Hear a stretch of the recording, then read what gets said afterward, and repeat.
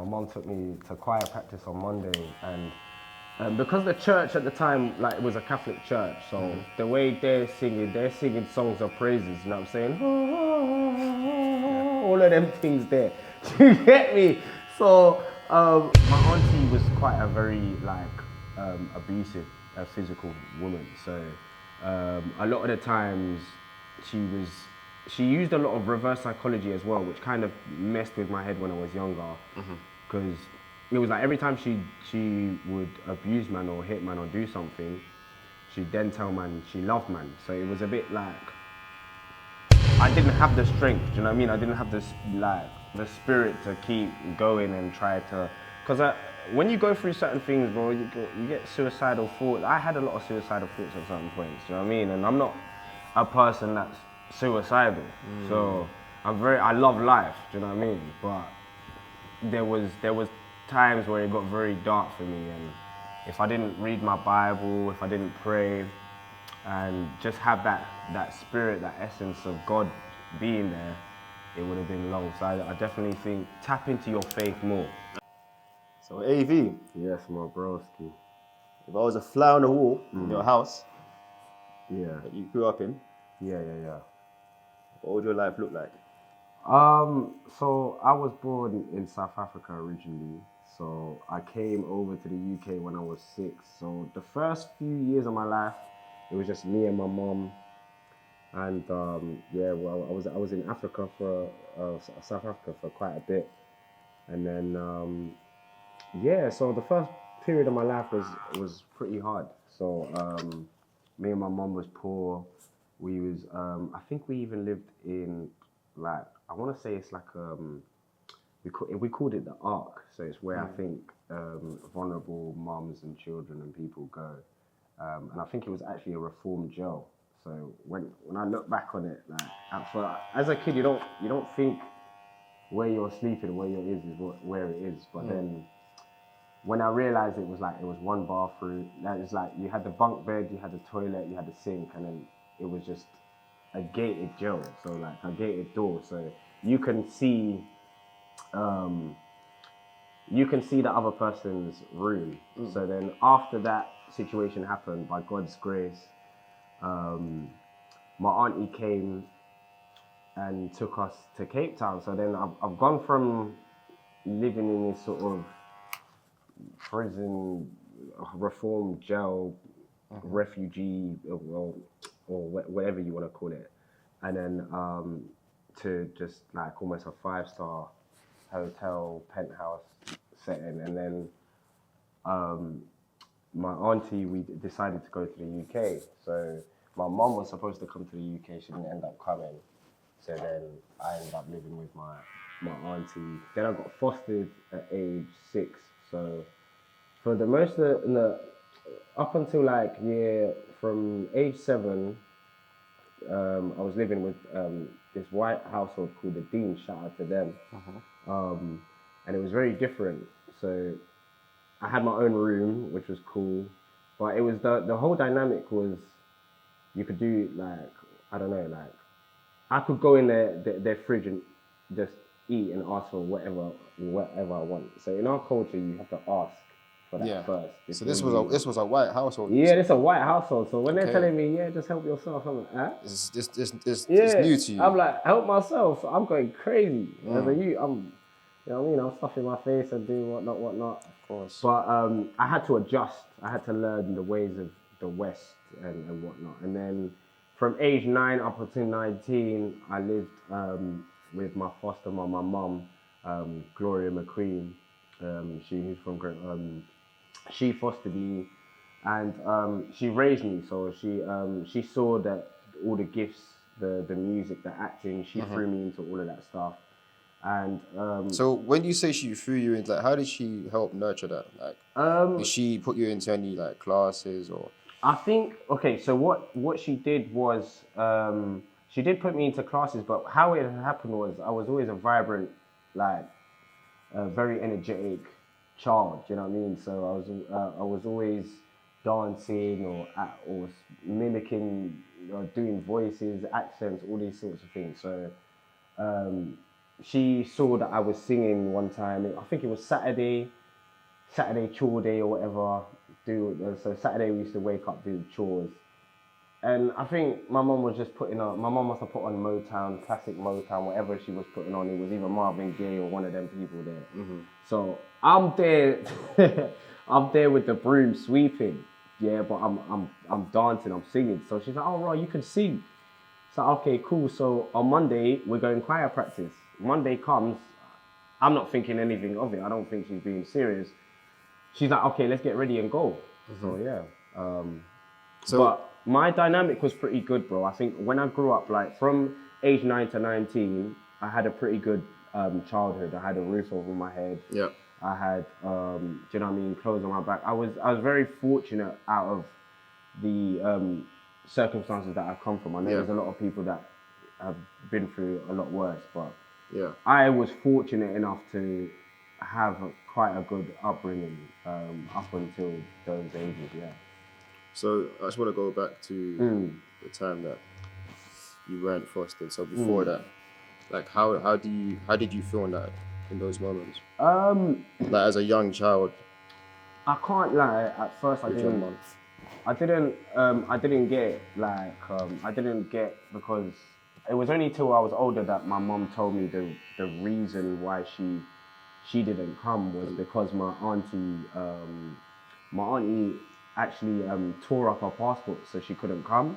Right. So in the end, it was just me and my auntie, and then my auntie was quite a very abusive physical woman. So a lot of the times she used a lot of reverse psychology as well, which kind of messed with my head when I was younger, because it was like every time she would abuse man or hit man or do something, she'd then tell man she loved man. So it was a bit like, and as a younger, I was very outspoken. So I was like, why would you keep telling me you love me when you keep doing this? You know what I'm saying? This is not what you do to people that you love. So I learned how to mask my emotions very quickly, and just to whatever stays in the household stays in the household. Because there was a lot of times where the neighbors would call the police would come and ask me how I'm doing, and I'd be like, yeah, I'm fine. Because obviously I don't want no situation. So, but yeah, it just helped me to mask my feelings a lot more. Yeah. And it did make me question if I was the problem, if I'm the issue, why was I going through this? What did I deserve? Why, you know what I mean? What was really going on? But then I realized from early, maybe it's a situation for my auntie. Maybe it's something that she's going through that I can't. So you realized that at a young age? Yeah. Really? I was quite clued on from a young age. But what had happened was, the first moment that I realized I was really on my own and it was just me was when her husband, they had a major fight. Everything was everywhere. TV was smashed up, living room was mashed up. And then I've come in the middle, and bear in mind, I'm just 6 years old at this point. So I've come in the middle, six turning 7, trying to stop these grown-ass people trying to fight. And then, he just got me in his car. Her husband got me in, my auntie's husband got me in his car. And then he just literally dropped me outside of social services. I don't know what he said to them lot. And then he just left. I just watched his car drive off. And that was it. That was the moment that I realized, okay, it's just me now. Wow. Yeah. Wow. Yeah. Well, I'm sorry you went through that. Yeah, no, it was hard. It was hard. But it was definitely, from there, it made me sort of realize a lot about, it doesn't matter whether your own family can do you wrong. So from there, it was like, if my own family can do me, there's no way I'm trusting anybody else. But I also, from that day, I realized that it just made me more grateful about my life as well, because I just realized that no matter what I'm going through, there's always somebody that's going through worse. So, I guess I became more grateful about where I was, because obviously I came into foster care, and I can't act like my life in foster care was really terrible. I've had certain situations, but I was more protected than I was vulnerable, I guess. So yeah, man, like, yeah, I was. You know what? I think it's quite interesting you said that as well, because I remember speaking to someone and he said to me, always compare down. Like, always compare down. Always don't compare above. Always compare down. And then compare to, yourself to people that are going through worse things. So it's interesting you said that, and it's so true. So between the ages of 9 to 19, you would say that's when life sort of became better for yourself? Yeah. From ages 9 to 19, that's when I believe that's when my foster mom really I grew as a man. So I learned to love again through her giving me that unconditional love. Amazing. And just taking me in straight away. Yeah. Like I never felt like, even with my family now, like I don't feel like an outsider. I don't feel like, oh, that's that kid that we fostered, or oh, that's, you know what I mean? Like it's my cousins those are my cousins. That's my mom. That's my mom. Like it was always, I always felt that love. So it helped me to retain that for myself, and it helped me to get out of my bubble, and just that's when I started finding myself, getting into the music, getting into the acting, and like I always give thanks and props to my mom. Like, you know, without her, I don't know where I would be. Do you know what I'm saying? So, you know, and always, you know, I think it happened. It's divine timing. You know what I mean? So, I thank the Most High. I thank God for my mom. Do you know what I mean? So, yeah, I've had a really. It's a testimony, really, my life. But, yeah, no, it definitely is, man. Yeah. This is why we got you here, man. Yeah. So, what was the first sort of initiation into music or acting? Like I said, my first was going into the choir. My mom took me to choir practice on Monday, and because the church at the time, like, it was a Catholic church, so the way they're singing songs of praises. You know what I'm saying? All of them things there. Do you get me? So I was singing. I was singing those types of songs, and I wasn't very confident in my singing voice until my choir master was like, "Yeah, you're gonna do a solo," and I was like, I was like, "No." Must have been daunting. Yeah, it was in front of the whole church as well. So once I did it and I got my nerves, I got over it. It was like, you know, the whole church was like, "Oh, you got an amazing voice, you know, keep going." But then I was listening to hip hop. I was listening to all these different rappers, and in my ends, it was Kid Was Park that I went to, and I saw my bro Martin Stack, shout out to Martin, and my bro Dylan TKO, shout out to them too. And they were rapping, and I thought, like, all right, cool, I can do this rapping thing. Do you know what I'm saying? So I tried to string a few bars together, and then after that I went home, and then that was it. I just fell in love with rapping. Acting, I've been doing that since I was 9. So talk to me about that as well, man. Yeah, so with the acting, it was sort of the same thing. Like my mum I used to do accents, and I used to just impersonate different adverts, different people. And I always used to just come up with, I was a very imaginative kid. So I can actually picture you doing that as well. I was always coming up with different, I do it now. That's what I'm saying. Yeah, I still do it now. So, you know, I was always coming up with different scenarios. And I told my mom I wanted to, I think Will Smith at the time, I was watching Fresh Prince. And there was just something about his energy that I felt like, and he's a Libra as well, which kind of makes sense. But at the same time, not that I'm into all that astrology stuff, but I saw myself in him. So it was like, you know what, cool, I want to be an actor, because my mom was like, why do you want to be an actor? I said, instead of studying so hard to be a plumber and all this, that, why can't I just act like one? Do you know what I mean? I could just act as a spaceman or act like this man, and then that's my job, innit? Like, this is what I'm doing. So she was like, you know what, that's a good answer, that's smart. So yeah, and then from there I went on to do Northern Farm, which was an acting, like after school drama school, not drama school, but acting classes. That's where I started doing my acting, and then I went on to do. In Windsor, Ascot. I think I went on to do Midsummer Night's Dream and all these different acting stuff, and then in college, after college, that's when I started doing the short films, and I started getting into adverts and stuff like that. So man, it was just round about that time. And then the reason why I sort of postponed being on doing more acting is because acting is a lot harder than music, in the sense of there's so many. Well, it's the same equivalent. There's so many people trying to do it. So many people trying to get the same part, and there's certain people that they've either gone to drama school, or, do you know what I mean, or it depends on your experience and all these different things that you lean on.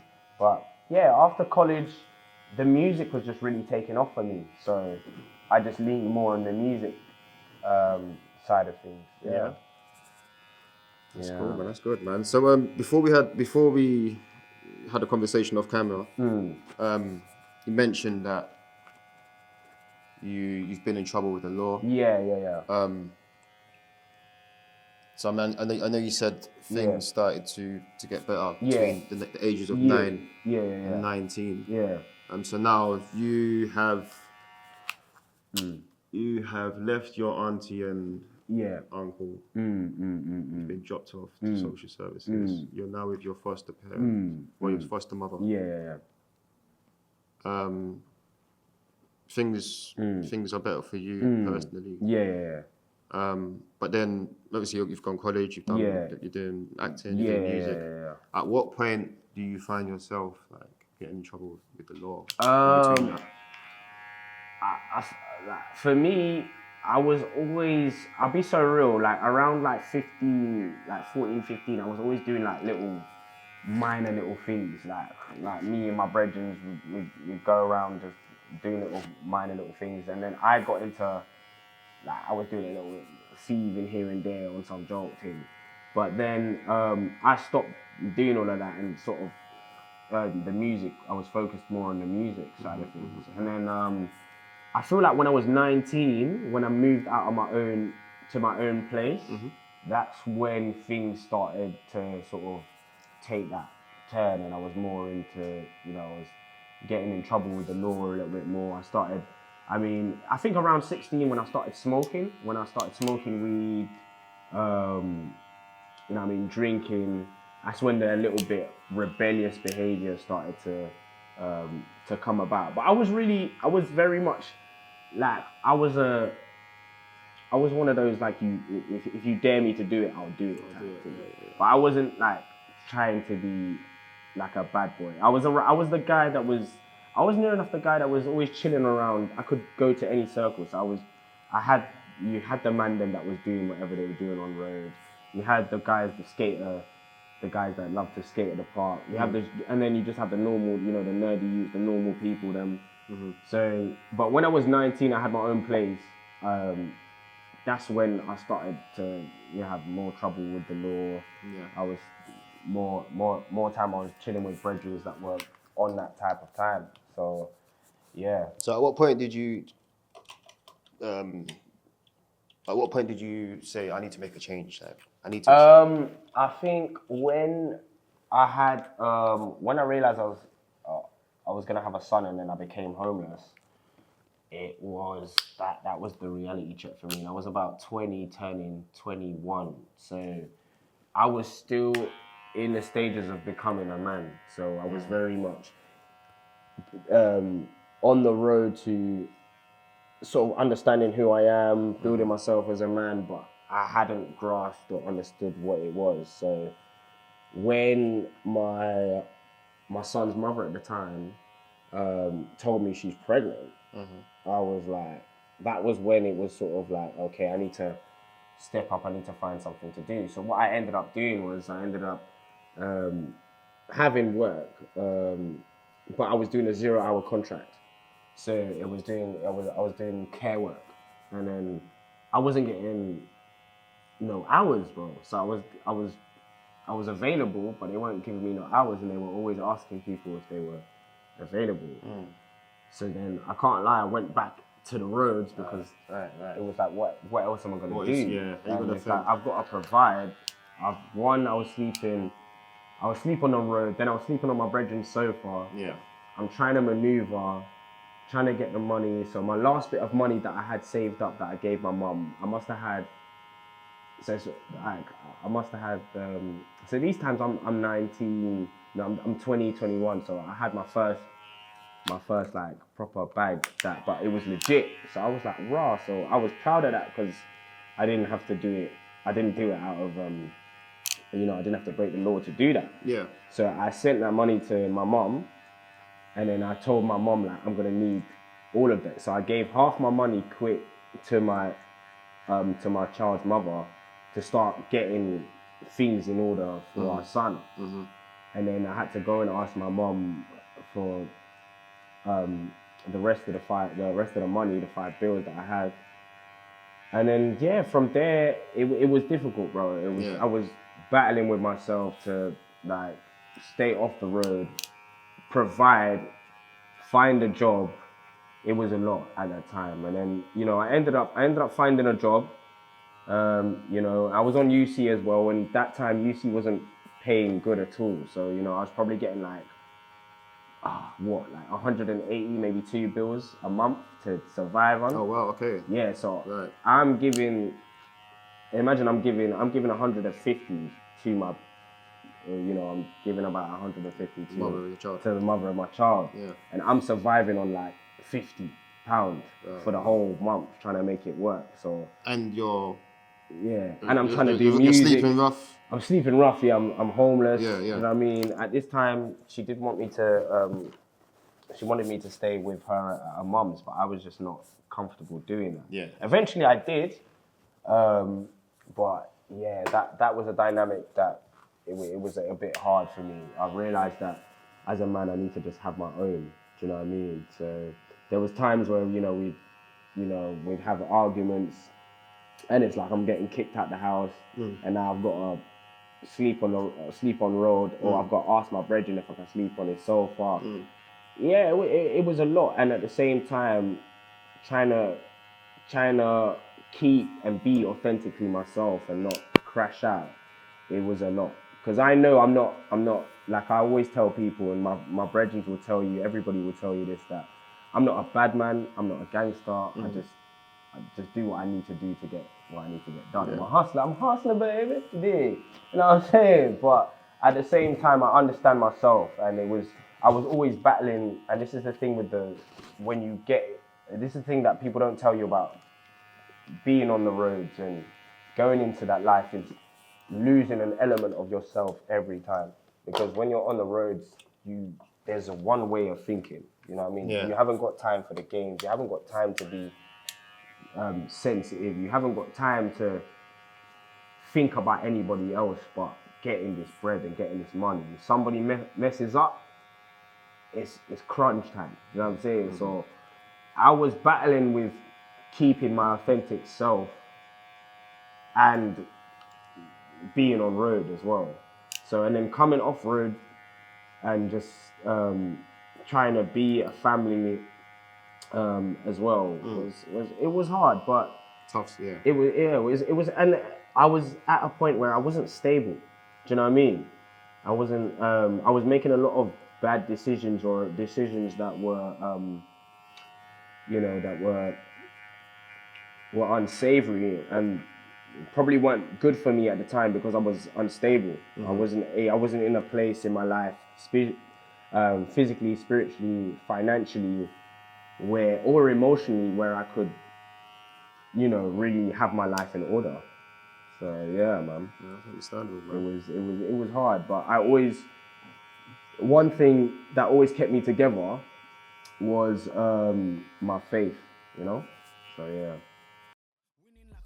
2 step, Then jiggle, then slide with the rhythm. Shorty don't owe me like she needs some forgiveness. I've been saying so many times, y'all be my witness. Used to be bold, now the eyes, yeah, glisten. She wants a baby by me, soon gon' be a millionaire. Got a baddie on me, she got Brazilian hair. Phil Collins, I feel success, all in the air. I'm rare, can't be duplicated, drippy Ric Flair. She want a baby by me, soon gon' be a millionaire. Got a baddie on me, she got Brazilian hair. Phil Collins, I feel success, all in the air. I'm rare, can't be duplicated, drippy Ric Flair. She my baby, no baby mama. My faith was something that was very important that kept me going a long way, and I feel like it's important to keep that in mind and for people to understand that faith is a very important thing.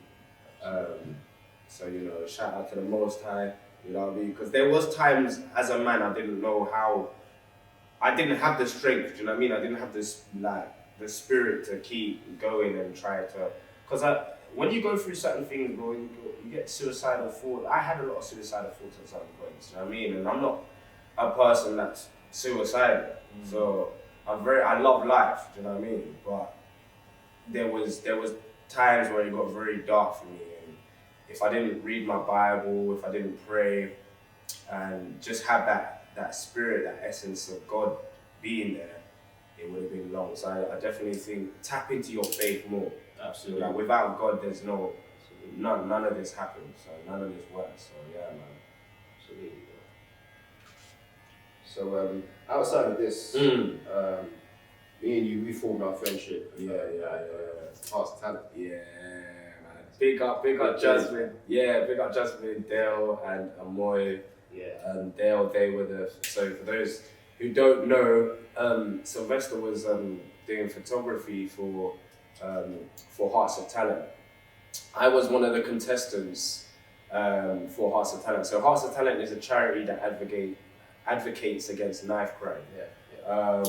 And what they do, they help young people, young to old people, but they generally focus on younger people, to channel their creative talents, whether it's acting, whether it's music, whether you're a dancer, whether you're a poet. They channel that. They had a show. So what they had is they had a talent show. They had auditions. I went to the auditions. I got through, and then I met Sylvester at I think it was an audition. It was the audition that I met, and he was taking the pictures. And then I got through, and then we met at, I think it was Brent, I think there was a youth club, or Brent Youth Club Centre, or whatever it was. And that was the brief introduction to all the contestants. Yeah, man. So shout out to every one of them as well. Absolutely, man. So how do you feel like that kind of helped you? Like, how do you feel like that period, man? I'll be so real, bro. That period was that was a period in my life that was very important, because I just come out of being homeless again, and I was very much active on the roads that time. So I had a split with my child's mother the year or the previous year before. I was in a hostel. I was just very unstable again. So my life had hit a certain point again where it was like, okay, I've got to get back on my feet. I've got to fix up. So Hearts of Talent came at a point where I was changing and turning my life around, and I wanted more for myself. I wanted to get back onto the music, because I'd stopped doing music. I hadn't been active on the music as much. I was doing features, but I wasn't releasing anything so much for myself. So when I went there, it was good to see people like yourself. People come from all different types of walks of life, all different backgrounds. Some from the hood, from the end. Some people not, and just hearing their story, hearing what inspired them, and it inspired me to get back onto the music thing, and it changed my life. It definitely changed my life, and it also helped me to cope with, because my sister passed away due to cancer on that year, and it was after we did the Hearts of Talent, the show at Wembley, the final, my mum called me like a few days after, like literally I think a day after, to let me know the news, but I couldn't. She said I didn't want it to prevent you from, I didn't want it to stop you from doing what you needed to do at Hearts of Talent. So it was like, it was nice because I think I spoke to you like a few days after, and I spoke to Jasmine, I spoke to a few people and just let them know that, guys, I'm really down. For me, it's because I hadn't spoken to my sister for a long time, so that touched me. But Hearts of Talent, it will forever be in my heart because of the fact that it really gave me that revival, that platform. And it made me feel like, do you know what I mean? At the time, I was 20, 24, maybe 22, 23, 24, trying to figure out, okay, am I too old to be doing this music thing? Like, do I still have it? You know what I mean? And it gave me the momentum to carry on going. So, big shout out to, Hearts of Talent, the whole team. Big shout out to Jasmine, Dale, and Moyle. And I know one of the pastors passed away as well, so R.I.P. to her as well, Pastor Darby, Alright, like, sorry man, I really my condolences about your sister. I didn't even know about that. So man. So sorry to hear about that, bro. And it sounds like you've been through a lot. And, you know, the most amazing thing about this is how you've come through it. Like, managed to keep yourself going. So how have you maintained like yourself? Like, how have you managed to keep yourself going? I would say again, I would say it's come down to faith.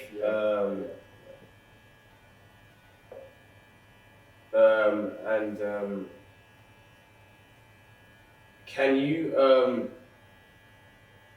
it just comes down to faith, bro. There was moments in my life where I didn't know how I was gonna make, how I was gonna eat, where my money was coming from.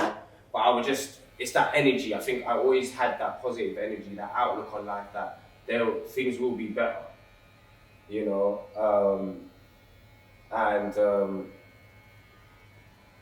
things will be better. Also, that there's other people that lives have been a lot worse. So, I'm very fortunate to come from where I come from and to just do better. And that's what I'm trying to do. And I want people to learn from my story, learn from what I've been through. And because, a lot of people look up to me and say I'm a role model, but I was never trying to be a role model. I just wanted to be authentically myself. But I understand. You're surprised at what people think of you, man. Yeah, but you'd be surprised at how you actually influence and it's crazy, bro. Because people they tell me now, and I think that's what makes me keep going. And also having a son as well is and having a family and just understanding that my blessing, if I hinder my blessings, I don't know who else's blessings I'm hindering. So that's what makes me keep going in the morning. Just wake up and just keep focused.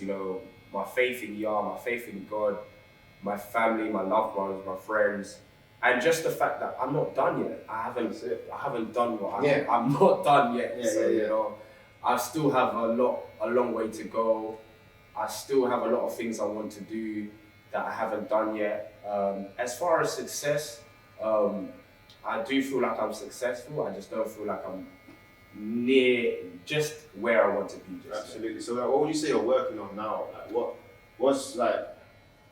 What are you working on now? Okay, so at the moment, shout out to Omini, shout out to 404. I'm part of a collective now. Although we're all individual artists, we've come together and made music. We've also been on the O2 Islington 4 times. Shout out to Wavier as well. And at the moment, it's just focusing on pushing our music. We've got Midnight Creed, Omini XAV Midnight Creed, which is currently on 159k views on Grind Daily. We've got On the Low, which is on Mixtape Madness. And we've got No Stress, the video coming out. So we've just done a video for that. We're doing a campaign for that. And bro, I'm just putting myself out there, really. Just putting myself out there, doing a lot more acting, modeling gigs. I did something with Channel 4 called Hear Me Out. I've done something with Boohoo Man. Yeah, bro. So right now my focus is solidly for 5 months is just getting myself out there, working as hard as I can, tunnel vision, being focused, meeting people such as yourself, creatives, making the connection that I need to make, and just pushing myself out there, getting myself through the door, and actually getting myself through the door. You know what I'm saying? Because before I was getting by the door and my foot was half in, and I'm trying to get everybody in, but I'm not in the room yet. So now it's about being in the room, and once I'm in the room, you know, I can make it easier for everybody else. You know, so yeah, man, it's about being in those spaces now. That's my goal. And you know, I've met a few people. I met Chippy, I met Shine Reynolds, I met Skepta, I met Common the other day. Do you know what I'm saying? I know that I'm in those spaces now. So, you know, it's about, you know, just being humble, having humility, working hard, and I just want to showcase who I am. You know, that's it.